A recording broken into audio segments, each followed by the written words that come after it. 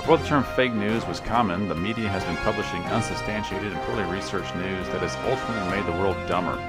In this segment called Aviation Fake News, we're going to break down some of these news stories. In this edition, San Diego Mystery Lights.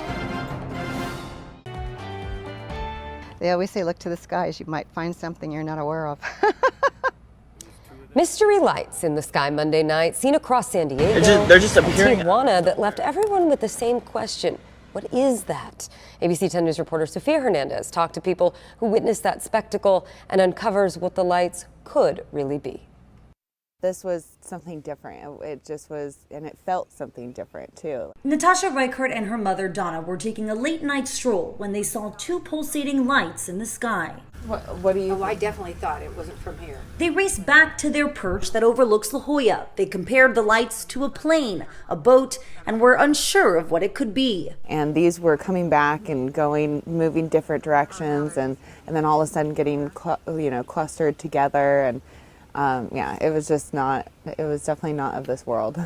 The lights could be seen all across San Diego, even from Federico Buren's home in Rosarito, Mexico. It caught my attention and I decided to start recording this to analyze it later. Federico says he thought it had to do with the military. I'm very realistic. I don't believe in those conspiracy theories or anything like that. I just want an explanation to find out what's going on. While others say the flashing lights that stayed in the sky for roughly 20 minutes can't be explained. Realistically, if they were flares, you would see them flickering. These were not flickering. They were not moving, and there was a light breeze. So if that was a flare, they would be moving. The San Diego Fire Department told ABC 10 News that the flares could be seen 5 miles offshore.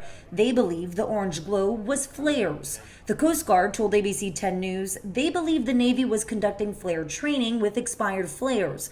A Coast Guard spokesperson said the reason the flares stayed in the sky is so that distress signals can be seen. However, ABC 10 News is still awaiting confirmation from the Navy to make sure this phenomenon was just an earthly coincidence. I felt, awesome that we got to be able to see it, whatever it was. Sofia Hernandez, ABC 10 News. Well, CBS 8 and ABC 10 in San Diego were eager to jump on this story and fill it with confusing statements and misleading information, which leads to UFO speculation. Eventually, they capped the story by saying it was military flares, but let's examine what was seen in detail to explain the visual phenomena that many thought were UFOs, so we can avoid this conclusion when we see this again in the future. First off, these are clearly flares, but many people don't understand what type of flares. These are not emergency signal flares you shoot off your sailboat with a flare gun.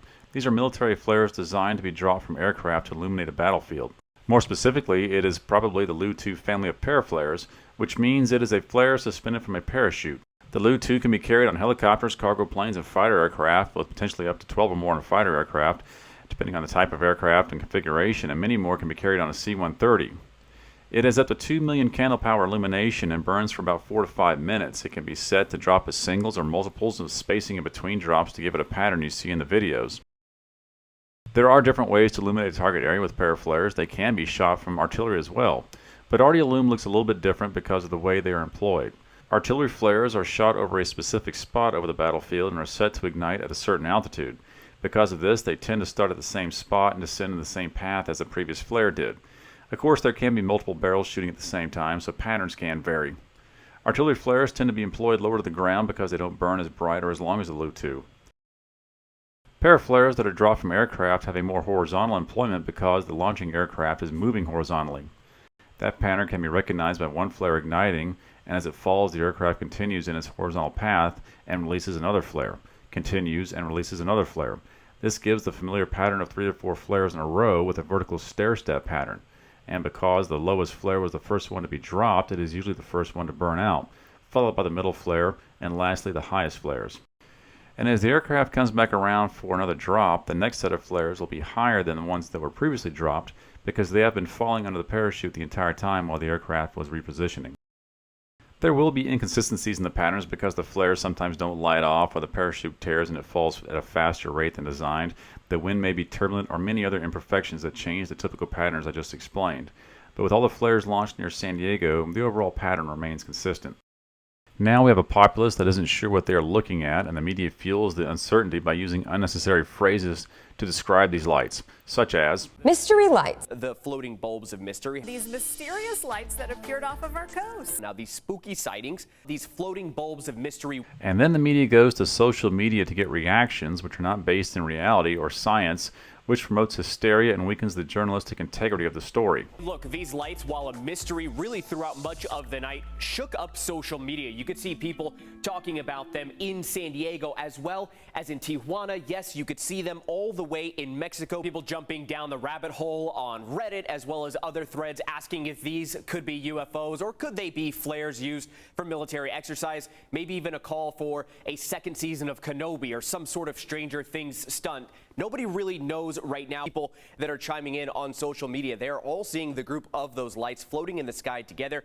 And you don't have to be from out of this world to see them. In fact, you could see them in Bayho, thanks to video from Alan Olson. But we also saw them in Encinitas, Chula Vista, Mission Beach, and of course in a number of other locations. And they did call the military, but who did they talk to?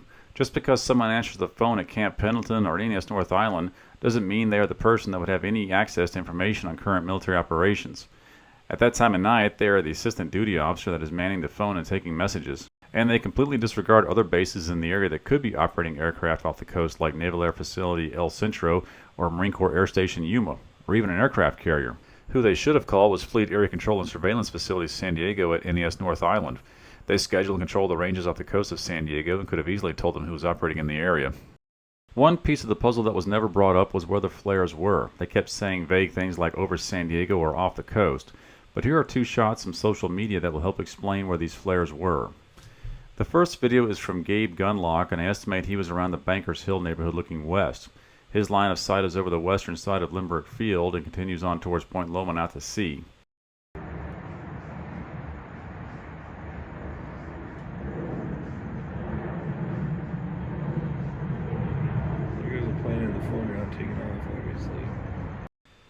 The second shot is from Cesar Juarez 2013, and I estimate he was in the National City area. His line of sight has the mystery lights over the Coronado Bay Bridge as he looks west towards North Island Naval Air Station.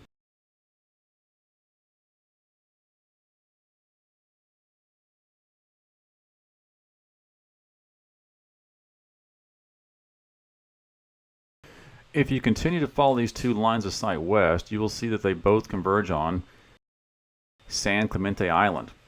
And on the south side of San Clemente Island is a U.S. Navy bombing range. On Google Maps, you can zoom in and see the bombing targets on the fake runway. This bombing range is used by Navy ships, special warfare, and aircrew to practice naval surface fire support, forward air control, and bombing. These flares are most likely used to illuminate the target area in support of one of these training evolutions. San Clemente Island is over 65 miles from San Diego, which makes the flares look a little different than if they were right over your head. The flares' vertical motion, swinging, trailing smoke, and flickering are masked by the distance, and the delivering aircraft is too far to see or hear as well. And finally, one of the best videos that supports the paraflare analysis is from Age at It, which shows a steady shot of the flares, and in a direction that I would bet is right towards San Clemente Island. It is a long video that is sped up so you can see the overall trend of the flares' movements, which is not obvious in a shot of only a few seconds. In this shot, you can see how the aircraft are flying left to right and right to left in the video as they drop their flares in the same basic location and altitude. The flares drift down, and a new set of flares are dropped above them. They all burn for about the same duration and burn out in a logical order. Like most of these fake news stories, once the media reports on it and it goes off into wild speculation, the social media conspiracy theorists are emboldened to further strengthen their resolve that the government is hiding something and lying to the populace, which incites others to jump to conclusions and join the group. Hey, Pat, I wanted to ask you if you saw the UFOs over San Diego last night for like over an hour. You're damn right I did, Georgia. A lot of well tweets from me last night. Everybody telling me there were flares and weather balloons. Georgia, are you all in on these things as well? And what were your thoughts? Yeah, I'm all in. I'm all in. I think that they're just checking us out. They don't mean no harm. Both the San Clemente Island bombing range and the local ABC and CBS news stations have been around for decades, so why they acted like they have never seen flares off the coast is beyond me. ABC 10 actually ran a similar story with the same anchor in 2018 about flares off the coast of San Diego. The mystery lights that had people all over San Diego scratching their heads have been solved. The military confirmed it was part of a Navy exercise last night. Our 10 News reporter Travis Rice spoke to a pilot who explains how it threw a lot of people off. These some aliens. A collection of last night's light sightings now lives among the rest of the UFO videos online. From La Mesa to La Jolla, plenty of people saw them, and unless you were familiar with military flare exercises, your mind might have ran too. Baby, let's go. This woman in the South Bay wasn't taking any chances with whatever was in the sky. So every time somebody called in a UFO, they'd send us up to go up, find out what it was, or chase it down. Tom Ricotta is a pilot and formerly of the Sheriff Department's aerial recon team. He says the flares being out as far as they were in the sky is hard on everyone's depth perception. So you are getting a weird illusion, plus you got the water reflection and everything else, so it's very difficult. Over water is the worst. Ricotta remembers his favorite UFO call. Every time we got close, it shot away, and couldn't figure it out, and we couldn't bring up the 3.5 million candle power light to shine on it because it was out climbing us. Finally, I got above it and shined the light down on it, and turned out that it was a balloon with a candle in it, and every time I got close, the water rotor wash would blow it away. A military spokesperson confirmed late Wednesday night they were practicing evasive maneuvers with flares. They light up the area to, for the troops and that, so they can see where the enemy's at. This pilot says he's glad the government could explain what it was before the authorities got called. Yeah, it's good. Saves a lot of gas for the Sheriff's Department chasing them down. Travis Rice, 10 News. With all these stories on file now, maybe someone will remember them the next time there are flares over San Clemente Island. Oh, there's another one. There's 3 now. 6. Look, another light. Thanks, media, for making us all dumber.